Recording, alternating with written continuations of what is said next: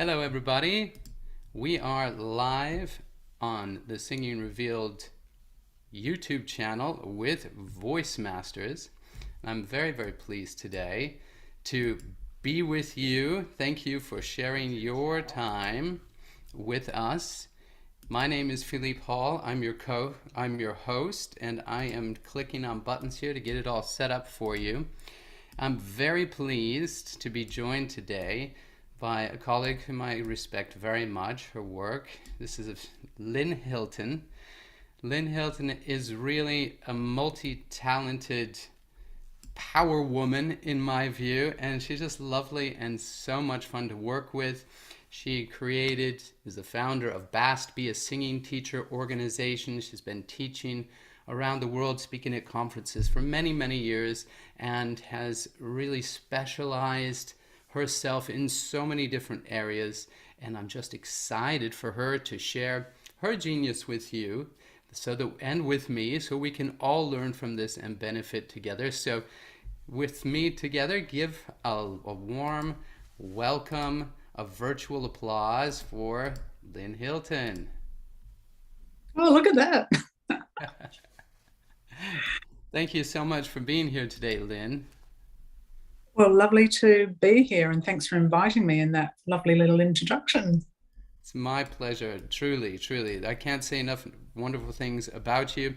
I admire what you do, and you inspire me as well. So I appreciate that. I want everybody that's listening to know that you can ask us questions in the chat. If you're joining us live in the Zoom meeting, you're welcome to put also questions in the Zoom chat. We will answer questions for you, and don't forget to like and subscribe. We have an amazing schedule over the next few months. So without further ado, let's pop the question and ask Lynn. Lynn, what do you think every singer needs to know? Yeah, oh, that's a pretty big question, that one. So it's changed over the years, that's for sure. In the beginning, I think I was very preoccupied with technique and how to sing, getting those high notes, having control over your voice. And then I went through another stage where it was all about musicality, because I was studying and performing as a jazz vocalist. I was very into being able to improvise, knowing all my jazz scales and all the repertoire, and feeling confident playing with in a live setting with musicians and having control over the music.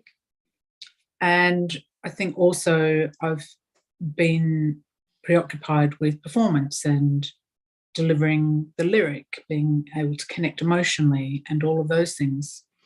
It wasn't really until I started teaching more,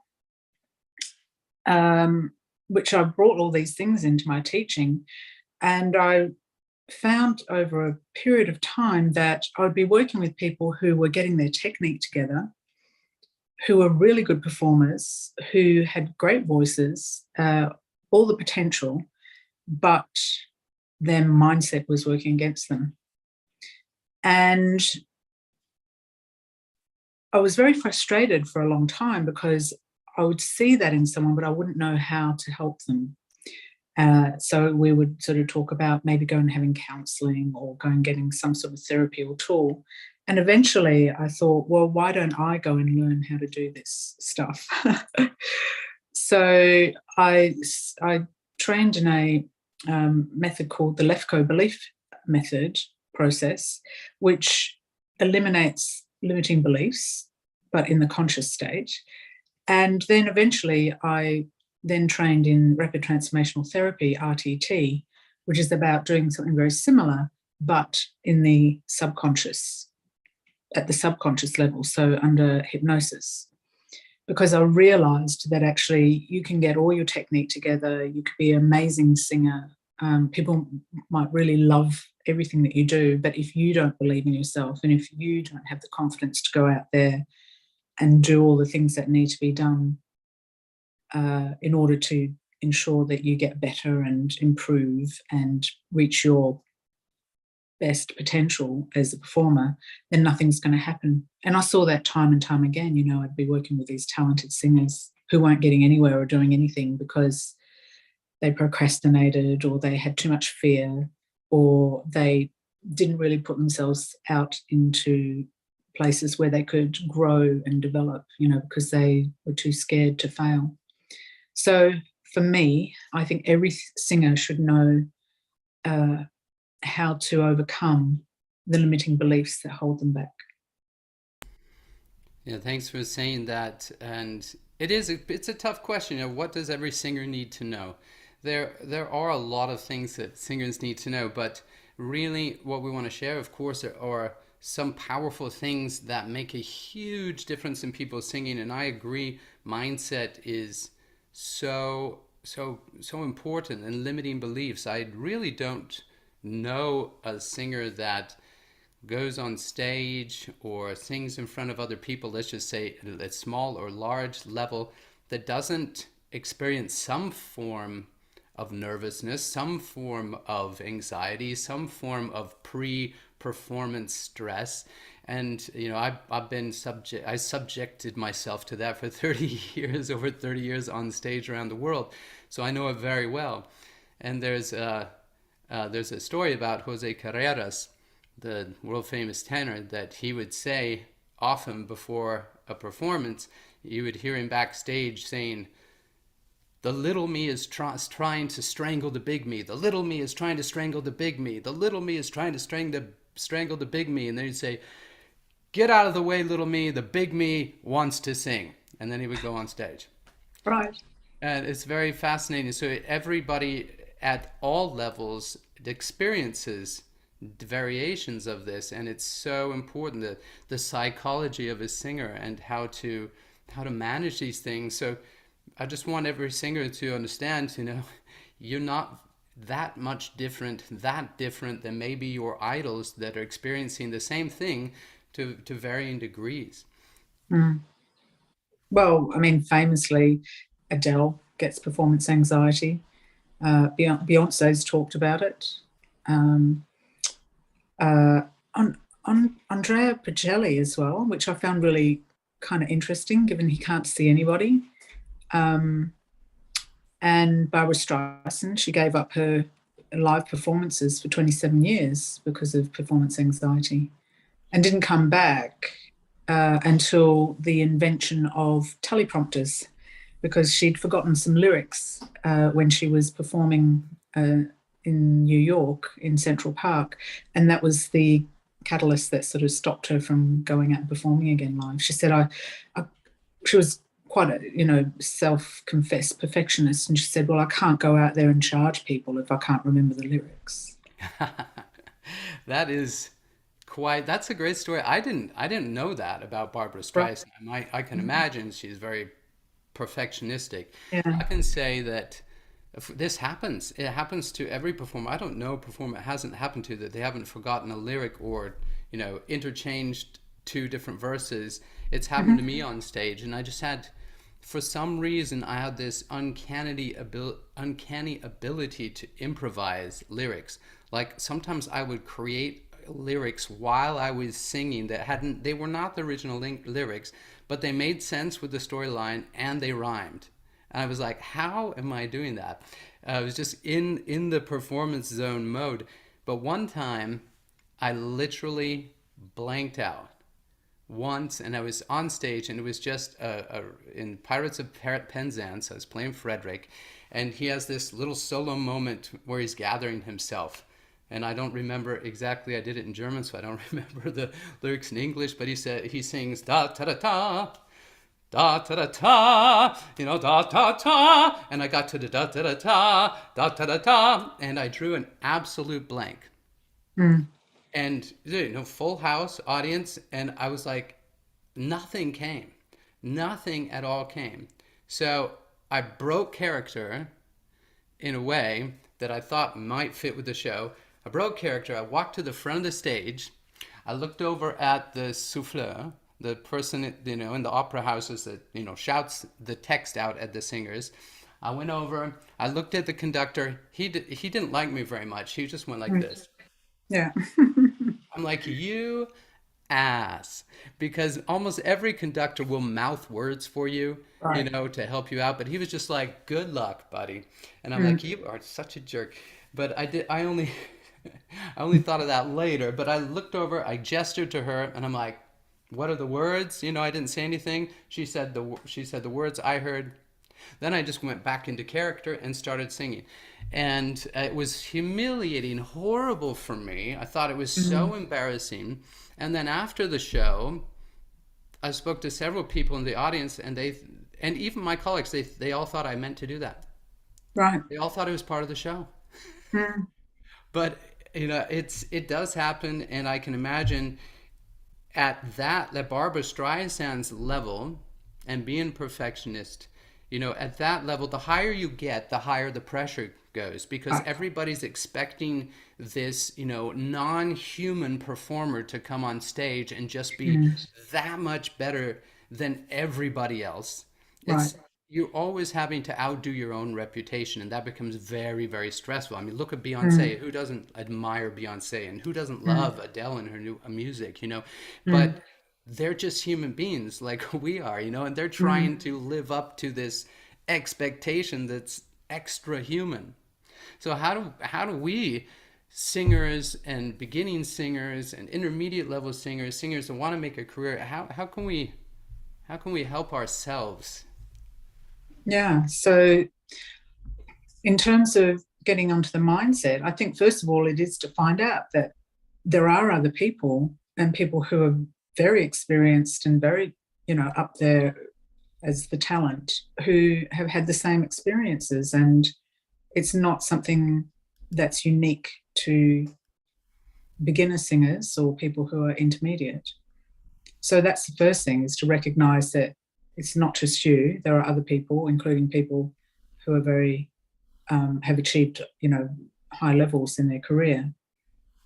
The other thing is to find some strategies to help you, and then once you've got, you do as much as you can to prevent it from happening. But if it does happen, because what the problem is, once performance anxiety starts, if you get into the fight or flight, now it's actually producing hormones that go out into your body. So adrenaline, and then eventually, if it's long enough, cortisol will get into your body, and they have certain jobs to do, which include preparing you for fight or flight.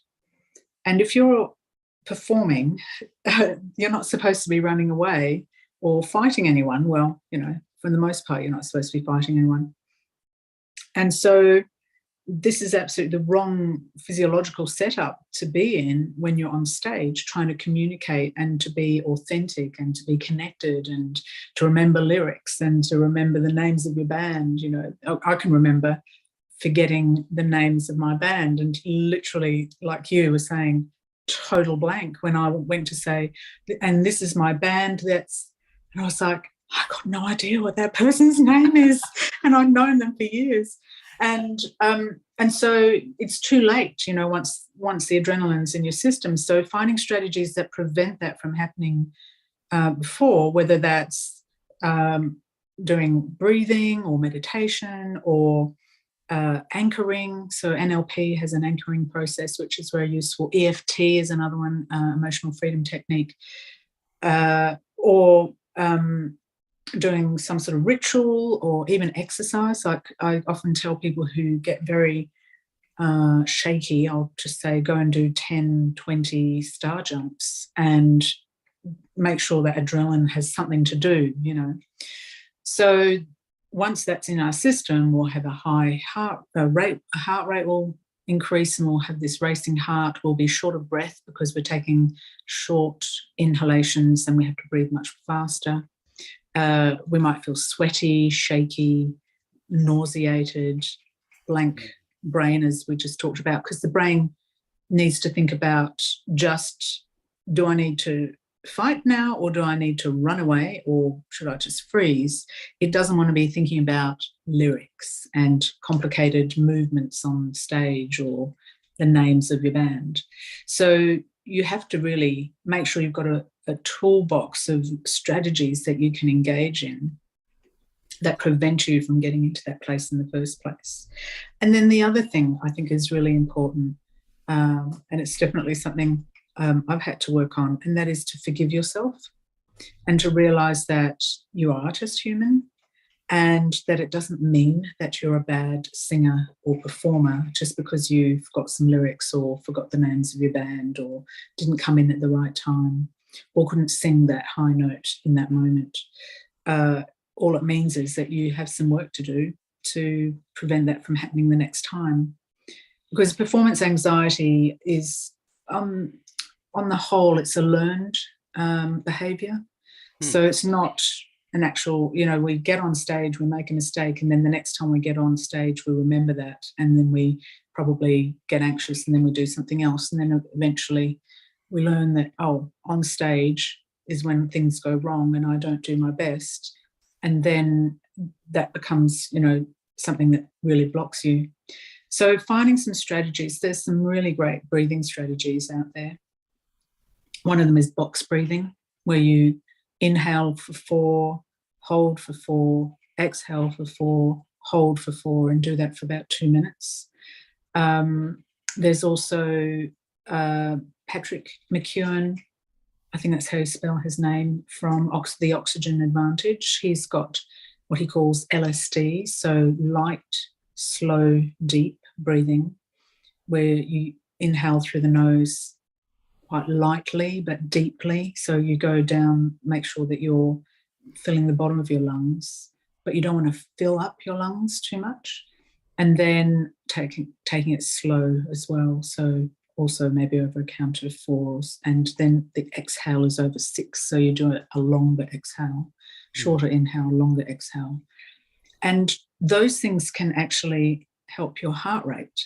So that will reduce the speed of your heart and calm your mind as well. So that they can make some physiological changes. And once you start to feel calmer and your breathing settle down, you're more likely to then be able to feel like you're in control. Yeah, so there are definitely strategies out there through many modalities.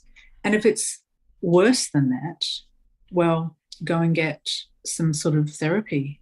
I've had students that have gone off and done psychotherapy or counselling. Obviously, hypnotherapy is what I do. And I've definitely worked with singers to help them calm everything down before they go on stage. See, I know that there's a belief that you should feel like this when you go on stage, but I actually feel like that doesn't need to be the case. We need energy for sure. We don't want to have, especially if you've got to, dance or you're an entertainer, you want energy, but you don't want it to be working negatively. And I think that actually it's quite feasible for a person to go on stage and be very centered and in command and feel absolutely fine even when they make mistakes. Yeah, I agree. I've experienced both, as a performer, and it is. I do like, the extra adrenaline energy boost. It's kind of unavoidable, when you're performing for a lot of people. But like you said, but I have some rituals that I use too. Right. And one, is breathing. There, like you said, there are a lot of great breathing techniques, and just like there are a lot of good singing techniques, I recommend that people try some different things out because everybody's slightly different, So I can give one really easy technique that I do as well is just to take some time and do full exhalations. So you breathe out all of your air and really move in your abdomen and compact your rib cage. And when you feel like you can't get any more air out, wait for like 1 or 2 seconds and then release. And it kind of resets the respiratory system, gets fresh blood and circulation in there. So I'll do that, maybe 3 to 5 times. And then I'll start doing something very similar, slow breathing in through the nose, and then doing some fricative consonants like, and just sustaining it nice and easy, and then giving it a little bit of sound. like a sigh. And usually when I'm nervous, it'll be sound like in the beginning. And just getting the natural breathing movement going in that smoothness really helps. But like you described, when the heart is pumping, when my heart rate's up, it literally bounces my vocal production. It would be like Mm, mm, like the pulse itself is so strong, it's mm, moving ever so slightly. mm, My larynx, it's really weird. So yeah, having that, breathing is super important, has helped me a lot. And maybe I can share an inner dialogue that I have. Maybe that can help some people, but then maybe you can give us some ideas on building an inner dialogue for yourself, because inevitably this nervousness is going to come to some degree. We don't want to be a victim of it, but I even performing for decades and decades and decades, I want to do my best. I want to be my best. And what my inner dialogue has become, and I share this with a lot of my clients, is you have your maximum ability level, like the best you'll ever sing on your best day, and you have your worst ability level. And this is current, this is like what you're dealing with right now. And we don't leave that zone. It's not like we're going to fall off into the abyss somewhere, the worst, beyond unthinkable. No, we're going to live within our current ability level. And that thought comforts me. So the more that I work on raising my ability level, it's like that section of the curve goes up. So I'll think about that and say, look, you're not going to just suddenly do something that's just awful that you haven't done for 20 years and fall into have some random accident. It's going to be, within your current ability level, which is pretty good. And so that thought helps me a lot. And that it also helps me, strive for my best, but be comforted that I'm not going to fall, out of an airplane with no parachute. And also thinking, I've practiced this, I've rehearsed this, for at least 6 weeks, maybe it's been months. And what was the worst day? Well, the worst time was probably far back in the past. In the last month, how many times has something gone wrong? And inevitably I find out that, well, actually hardly ever. mm, Hardly ever, because I practiced and I prepared and I know what I'm capable of. And that's what's going to happen. So just kind of the self-talk, the self-reassurance that you're not going to fall out of an airplane with no parachute. You know what's going to happen. You can rely on that because you've practiced that, because you've worked on it. It just helps calm me down quite a lot. It's like mm, the big me and the little me. It's always mm, that little me out there that's saying you're going to fail, and these horror scenarios of you walking out on stage and tripping, or, the technique, the lights going out, who knows what it may be. But just some self-talk, some inner dialogues, it has been very helpful for me. Um, do you recommend developing sort of this inner monologue for people to prepare something for when this comes? Yeah, I think language is really, really important. We spend a lot of time using very negative language towards each other and, towards ourselves, probably more so than we would towards each other. Like, some of the things that people say to themselves about themselves is horrendous. They would never say it to anybody else, but they say it to themselves. And so catching yourself with regard to your inner dialogue, I always get this wrong. I'm stupid. I'm not good enough. I'm a terrible singer.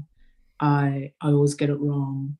These kind of things, they're not useful. And of course, the brain hears those things and then goes, oh, yeah, I'm stupid. I always get things wrong. I don't sing those notes right. And so it then starts to instruct the rest of the body. Well, we got to get it wrong because that's the message I've been getting.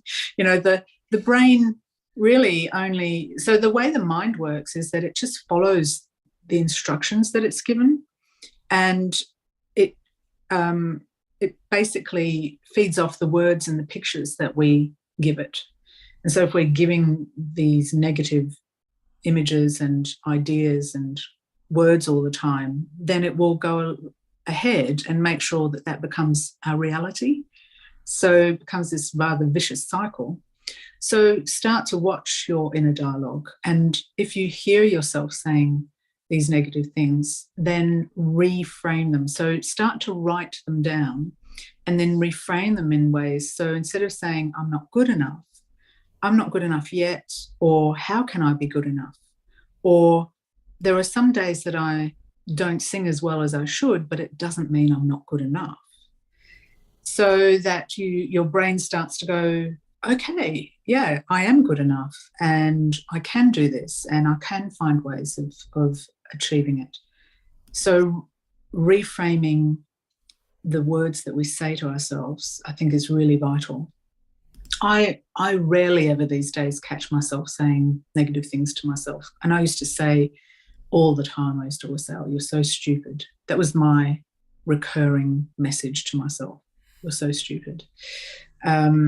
And when I got rid of the beliefs that were underlying that, then I didn't say it anymore because it just wasn't relevant. And it's not like I'm controlling it or managing it. It just doesn't pop into my head anymore. And so, getting rid of those beliefs can actually change the inner dialogue as well. So finding dialogue that's kind to yourself, that the sort of thing that you would say to your friend, in the same situation, say that to yourself. There's absolutely, I don't understand really where it comes from, this need to be self-deprecating and critical. It seems to be somehow deemed the norm and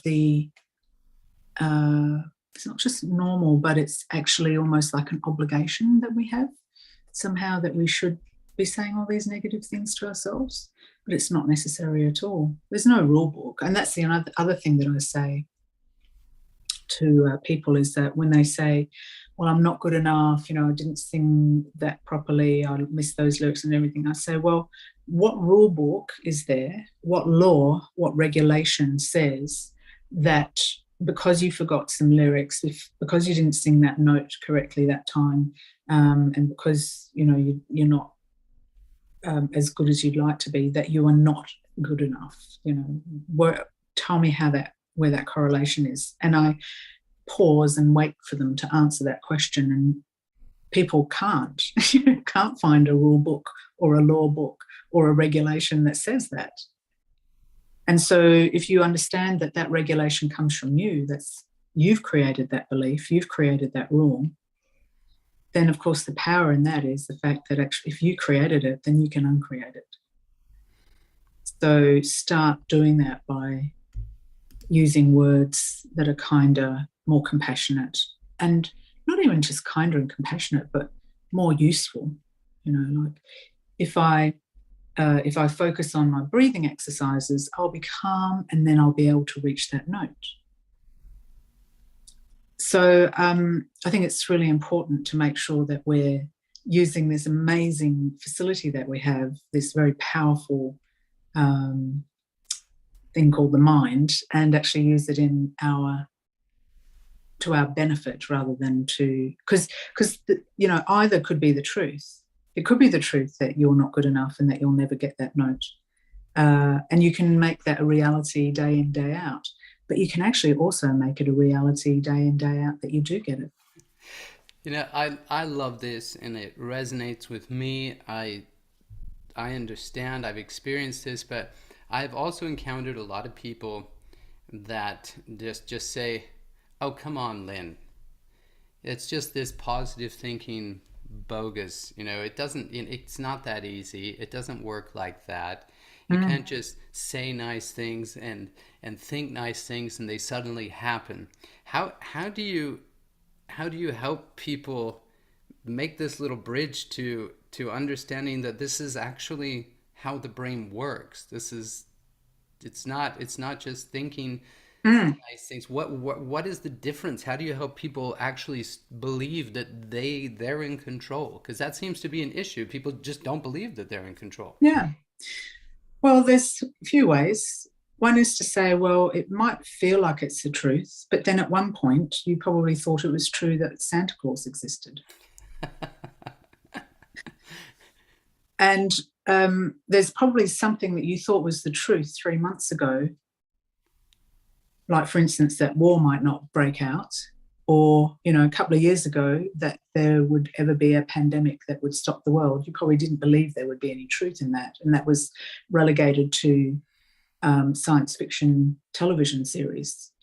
Well, actually, now you've realized that that isn't the truth anymore. So I think if you can start to recognize that actually you can change your mind and you can start to believe different truths, it just opens the possibility for actually recognizing that you can change yourself. Some people will have to work harder at it, for sure, because they have much more of what's called like an external locus of control, where they believe that it's out of their control, they can't make changes, this is the way they're born, and there's limits.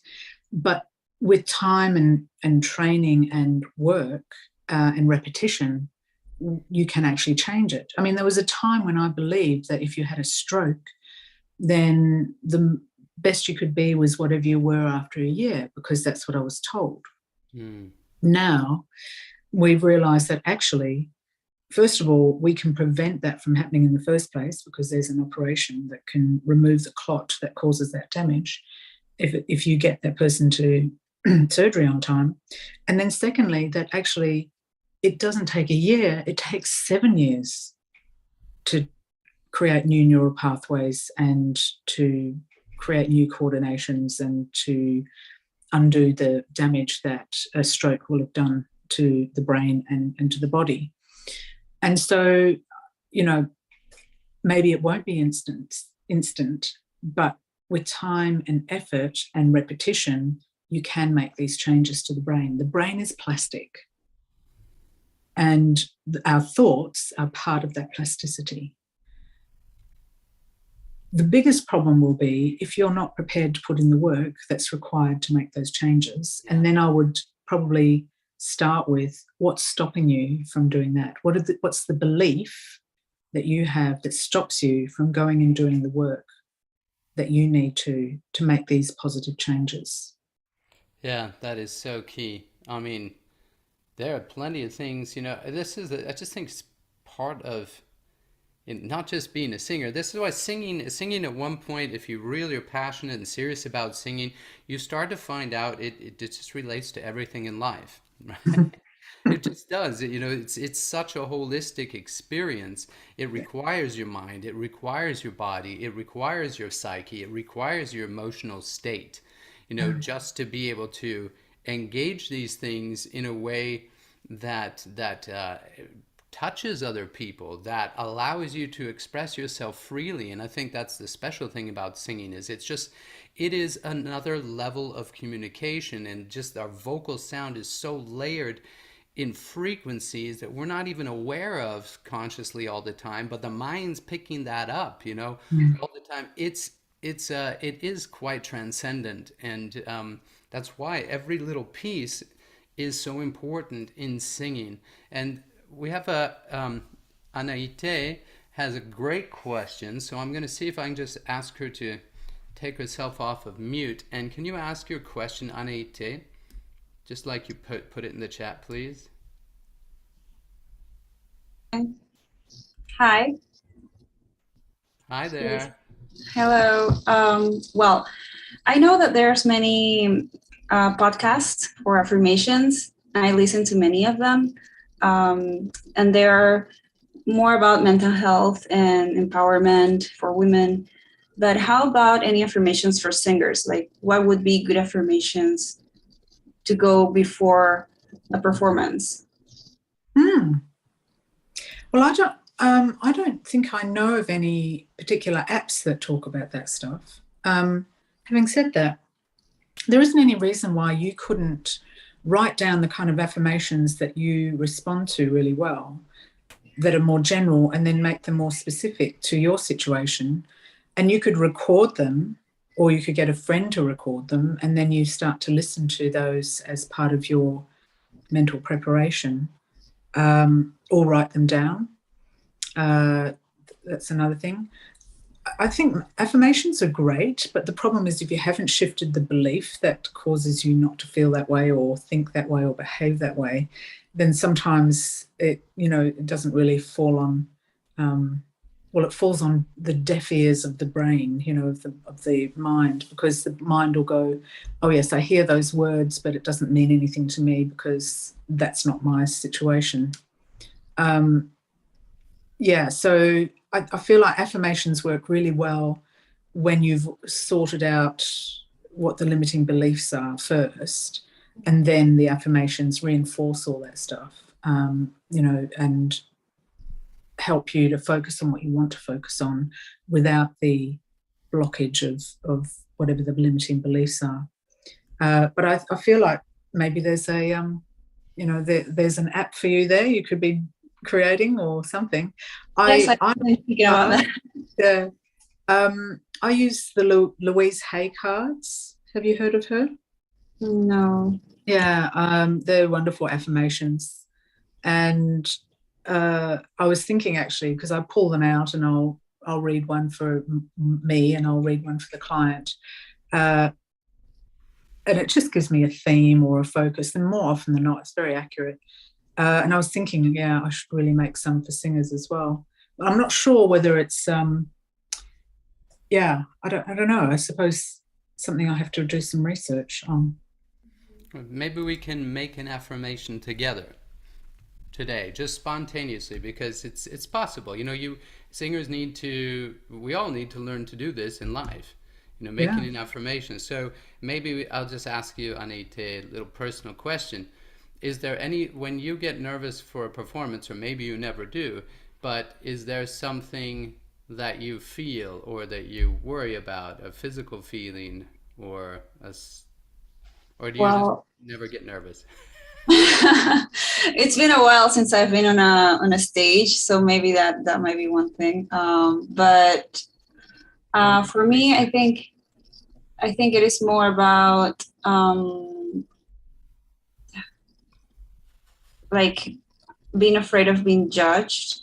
Like maybe I may get afraid that people will be like, oh, but she could do this better, or why doesn't she go do a belt on that note instead of going like more like soft, like, so that might be a fear of being judged for singing in a more comfortable way instead of going for all the belty sound. Mm-hmm. So what does it mean about you if you don't sing the belty notes and if you don't sing the way that you think other people want you to sing? Oh, wow.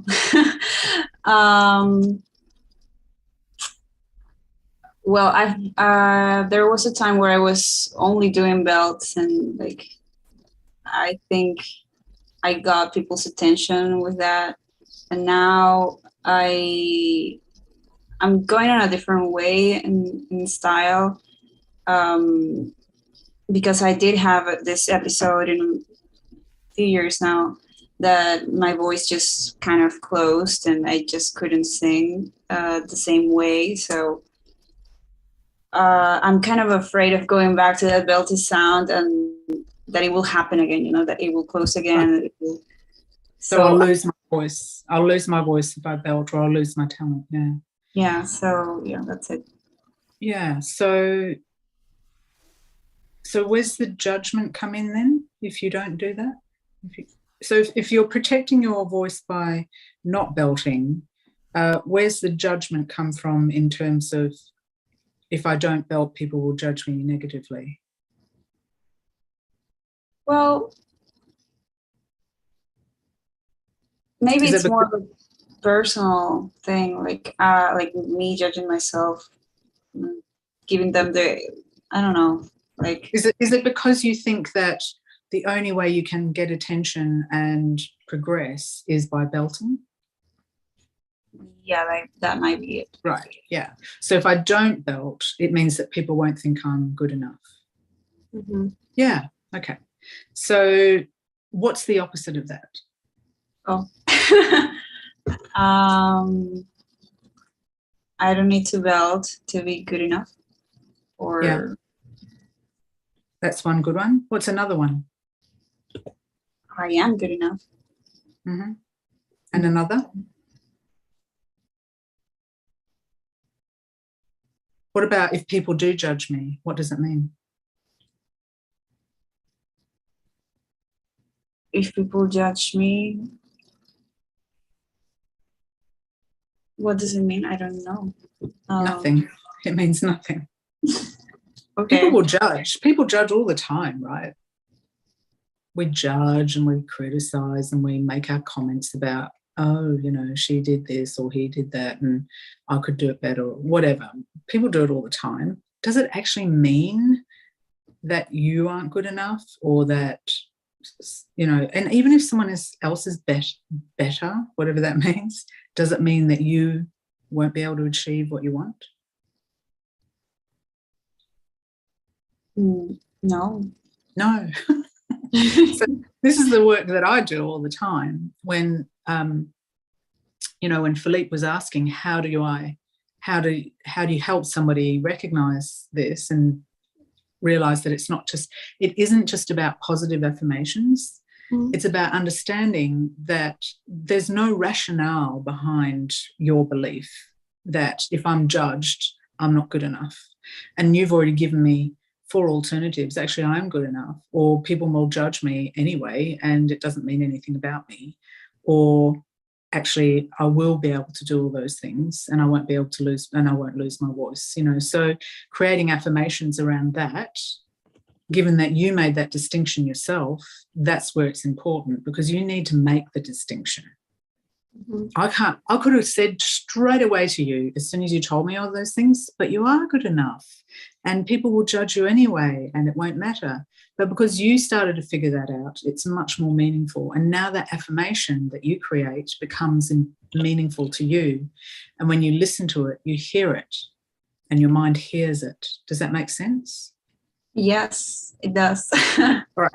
So just say out loud the things that you said earlier about, you know, if I sing and I don't belt, people will judge me. Say that. If I sing and I don't belt, people will judge me. How does that feel? Bitter. Like, it feels not good. Right. So put in place that other affirmation that you said, you know, if I don't belt. I put it in affirmative. Yeah. So just say, well, what did you say earlier? It's like, does it actually mean anything to you about you if you don't belt and people judge you? I mean, I think it means more to me. Like, I want to hear myself do it again. Oh, well, that's a whole different thing. Yeah. Does it mean you'll never do it again? No, I just need to try to do it again. Yeah, it's like, how can I get back to belting without losing my voice? That's another. You know, when I was talking about reframing your thoughts, instead of saying, I'll never belt again, I'll always lose my voice when I belt, it's like, how can I learn how to belt in a way that I can use it when I want to without it causing my voice to shut down? That's a way more useful question to be asking yourself. Yeah, so because then you'll go and do the things that you need to do. So is it actually true that if you don't belt, that it means you're not good enough? No, it's not true. Right. But it was earlier, right? Yeah, I mean, some part of me thinks of it, but I know it's like reason tells me, no, it's not true, I'm good enough. But there's like a little part of me that says, yeah, but you need to belt to be good enough. Right. So what rule book says that? Which regulation, which law? Tell me. Like the little person next to my ear. No, hang on a minute. What rule book, which regulation, which law says you have to belt to be good enough? None. So what are you basing this on? The previous experiences that I've had when I've been belting and I've got like good feedback from people. Right. But that's not a law. No. So much more useful to you is that question of, what can I do, and how can I learn how to belt? Because people do it, right? People do belt without losing their voice. So you know that that's a fact. So how do I learn how to do that? Will be much more useful to you than the thought of if I don't belt, then I'll never be good enough, or I'll lose my voice again. So how do you feel about all that now that we've had that exploration? Well, I like this that you said resonated with me. I will be able to do the belt and I won't lose my voice. Like, I think that's powerful affirmation for me. Yeah. And it's a much more useful one, isn't it? Because then you'll go and do what you need to do to make sure that happens. Mm. Yeah, because I do know I am good enough, even if I don't belt. And I've been good. I've been good during this pandemic without going like super hard on my voice, and I've been finding this new sound and new style, and it's great. But there's this part of me that wants to belt again, and it's not just for the positive feedback that I've gotten before, but it's also how I remember feeling when doing it. Like, and there's no harm in that, you know. Mm-hmm. And there's definitely going to be people out there that can help you do that. You just have your homework is to go and find those people. Mm-hmm. Thank you so much, Anita. Thank you. Asking your question and being sincere, and it's very interesting now to watch, right? Also to see how this little transformation has happened. Right? There's a little transformation. I think if you were watching that and listening, it was just feeling so much more positivity from Anita and seeing this resolution, this change, happening. So it's very encouraging. I hope everybody watched that and learned that it is about asking the right questions to your mind, programming your mind the right way to get the response you want. Yeah, because the reality is, for most of us, the way that we've been reframing our thoughts hasn't been working. So it's time to change. Try and find another way. Yeah. And it does sometimes, let's just be honest, I can't do everything myself. Nope, I can't. Philippe can't. Might seem like that to lots of people out there that follow, he's doing this and he's doing this. Well, no, I have, just like you, struggle with my difficulties. I have to reframe things. I've got to continue to evolve. But I just want to say that, so we're all in this world and in this together, and we all function very similarly, although completely individually. So I might, and I have worked with Lynn in the past, and it was wonderful. Really, really helped. And I would have no hesitation personally working with her again in the future. So if you think that there's something that you need, a shift that you need to make, then absolutely, just look Lynn up and book a session, book a couple sessions. It's really, really beneficial. And I'm sure Lynn, if she's too busy, she probably has some people she can recommend, right? So don't feel like you have to do it all by yourself. But there is a lot of work you can do by yourself, and just knowing that you are empowered. You have the power to make change in your life. And this is for me, so connected to singing. Every first time I speak with anybody before I start coaching them, the first thing I say is, in order to change the way you sing, you need to change the way you think about singing. Because singing is what you think is coming out. Whether you know it or not, it's what you're thinking.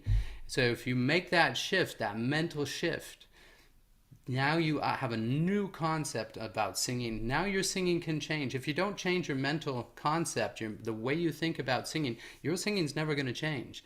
You can do exercises day and night. And if you don't change the way you feel about performing, singing in front of other people, the demands you place on yourself, that's not going to change either.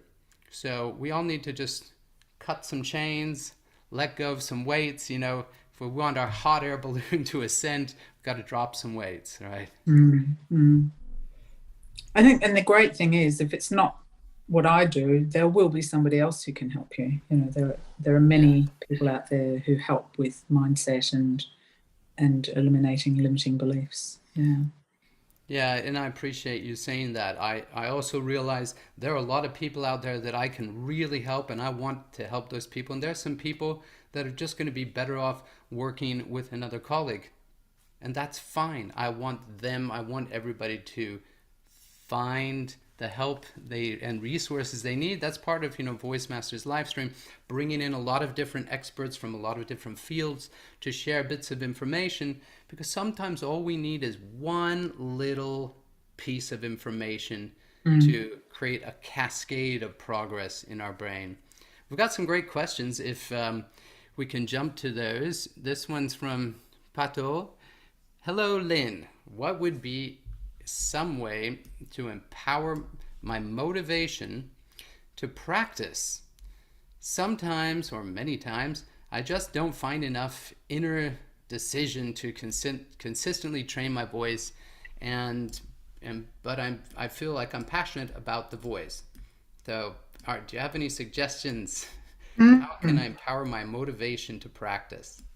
Yeah. So quite often procrastination will have a belief or some beliefs behind it.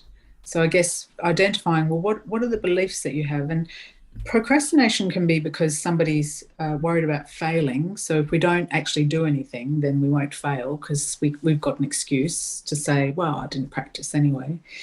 Or it might be because we have fear of success as well, which is like, well, if I practice and then I succeed, I won't be able to cope with it. So trying to find out what's at the bottom of the behavior, which is not practicing. The other thing is looking at how you practice. Are you practicing in a way that motivates you? And it might be that you need to start finding ways to incentivize yourself. Practice needs to be difficult but challenging, but not too challenging. So is it maybe you're bored or maybe you're overwhelmed, and so trying to find a happier medium there.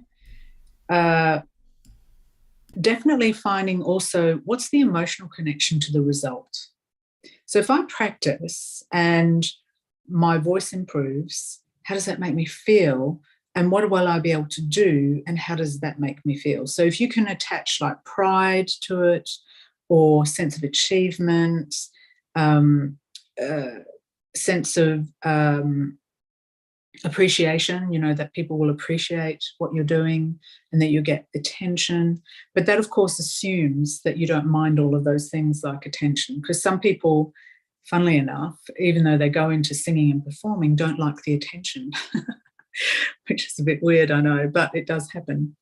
And so they love singing and they love music, but as soon as they get on stage, they don't want all the attention that it brings. So if that, maybe that's what's stopping you. So finding out what's the emotional connection between the end goal that might be enough to help motivate you, and looking at how you practice, and also setting it up so that you're not having to do hours and hours of it. Some people will come into practice thinking the only way I can get better is if I do an hour every day. Well, maybe you just need to do 5 minutes, and 5 minutes 5 times or 6 times a week is actually better than 0. And so you might find that with that, the next week you feel a little bit more incentivized to spend a bit more time. The other thing too is, which I haven't really addressed at all, because I take a very holistic approach to working with clients, and that is, what are you eating? And are you drinking enough? Are you well hydrated? It might be that actually you need to look at your diet and say, am I eating too much sugar? Is there too much caffeine in my diet? Am I getting enough sleep is another one. So if you don't get enough sleep, then it's very difficult to sit and focus on things and, do the systematic hard work that's required to progress. If you aren't supporting your mind and your body dietarily, then you might feel loss of motivation, you might feel lethargic, those kind of things. So taking a good holistic look at everything to see, are there some small adjustments I can make that will give me the energy I need and the focus, not only in terms of what I'm doing with my life and how, my health and well-being, but also in terms of how I practice and the mindset that I have when I go into practice. I hope there's a couple of ideas there that are helpful to you there, Pato. Yeah, absolutely. Some great ideas, great suggestions. Yeah, singing is a holistic experience. And once again, find ourselves running out of the precious resource of time. But I'd like to invite you all to subscribe to our channel, like the videos, and join us for Voice Masters live stream. I would like to invite all of you also to visit Lynn Hilton. Visit her website, lynnhilton.com, right? Yes, that's right. Line, yeah. Line, Hilton.com. And check out what she's doing. She's doing wonderful things. She's been doing wonderful things for the global singing community for decades. So I really appreciate you being here today, Lynn. Thanks for inviting me. My pleasure. Can't wait to work with you again. Wishing everybody a lovely day, and we will see you next week. In 2 weeks. We'll see you on Voice Masters. Check out who is coming next. Just some wonderful people. I spoke with Wolfgang Saus today. Wolfgang is another amazing colleague from Germany, and you can look forward to learning from him. We have so many great people coming in the next few months, and today it's all about sharing time with Lynn Hilton. Thank you so much, Lynn. Take care, everybody.